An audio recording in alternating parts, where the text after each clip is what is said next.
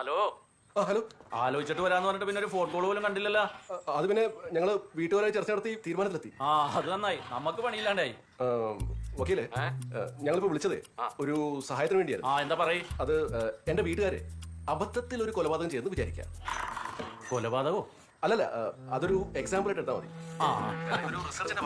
റിസർച്ചിന്റെ ഭാഗമാണെങ്കിൽ എന്തിനാ കൊലപാതകം ചെയ്യണം? വീട്ടുകാരെ കൊണ്ട് വേറെ എന്തെങ്കിലും ചെയ്യിച്ചാ പോരെ? അല്ല, കൊലപാതകമാണ് മസ്റ്റ്. കാര്യം എന്താന്ന് വെച്ചാൽ താഴെയുള്ള അനീച്ചർക്ക് സിനിമയിൽ ഒരു കണ്ണുണ്ടായിരുന്നു. ഇപ്പൊ അവൻ സംവിധായകൻ ജിത്തു ജോസഫിന്റെ കൂടെ കൂടിയിട്ടുണ്ട്. അപ്പൊ സിനിമയ്ക്കായി ഒരു എഴുത്ത് നടക്കുന്നുണ്ട്. നമ്മുടെ ജിത്തു സാറാ? ദൃശ്യം 4 വല്ലോണാ? എന്നോട് പറഞ്ഞാൽ ഞാൻ ആരോട് പറയൂലാട്ടാ. അതെ അതെ, അത് നന്നാവും.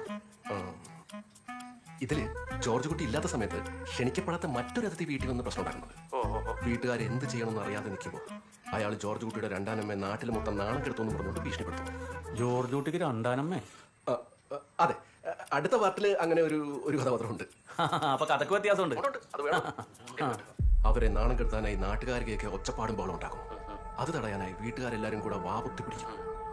അല്പനേരം നീണ്ട പിടിവലിയിൽ അദ്ദേഹം നമ്മളെ വിട്ടുപിരിയും. അയ്യോ, അതൊരു കൊലപാതകമാവൂ? പിന്നല്ലേ. അല്ല, മരിച്ചവൻ ദുഷ്ടനാണ്. എന്നാലും ആവും.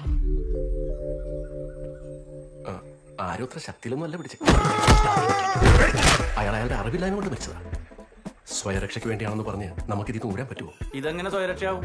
എനിക്ക് ഈ കഥ കേട്ടിട്ട് തോന്നണതേ ഇതൊരു കുണ്ടാമണ്ടി ഫാമിലിയാണ്. അവരെന്തോ നാറിയ കഥ നാട്ടിൽ പാട്ടാവും അറിഞ്ഞപ്പോ എല്ലാരും കൂടി ചേർന്ന് ഇയാളെ തട്ടിക്കളഞ്ഞേക്കെന്ന. ഇതിലെന്താ സ്വയരക്ഷ? ഇവരാ ദുഷ്ടനെ പിടിച്ചു വെച്ചപ്പോഴേ ജോർജ് കുട്ടിയുടെ മൂത്തളിയൻ അയാളുടെ കാല് മാത്രമേ പിടിച്ചിരുന്നുള്ളൂ. അപ്പൊ അയാൾ ആ കേസിലെ പ്രതിയാവോ?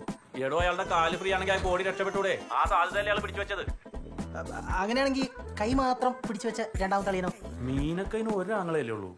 അല്ല, എന്നാ ഒരു ബന്ധു. എടോ, കൈ ഫ്രീ ആണെങ്കിലും അയാൾക്ക് രക്ഷപ്പെട്ടൂടെ? അപ്പൊ ഉറപ്പായിട്ടും പ്രതിയാവും. അപ്പൊ അരക്കെട്ട് പിടിച്ചാളാ? എന്റെ ദൈവമേ, അപ്പൊ ആരൊക്കെയാണ് നമ്മ പിടിച്ചത്? അല്ല, മൊത്തത്തിലൊരു ഗാങ് ബാങ് ആയിരുന്നു. ആരായാലും കൊള്ളാം, ചത്താളുടെ ബോഡി പിടിച്ച മുഴുവൻ ആളുകളകത്തു പോകും.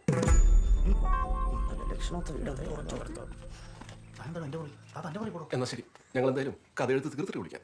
അതെ, സിനിമയിൽ താങ്ക്സ് കാർഡ് വെക്കുമ്പോ എന്റെ പേരും കൂടി ഒന്ന് കൊടുത്തേക്കണേ. തീർച്ചയായും.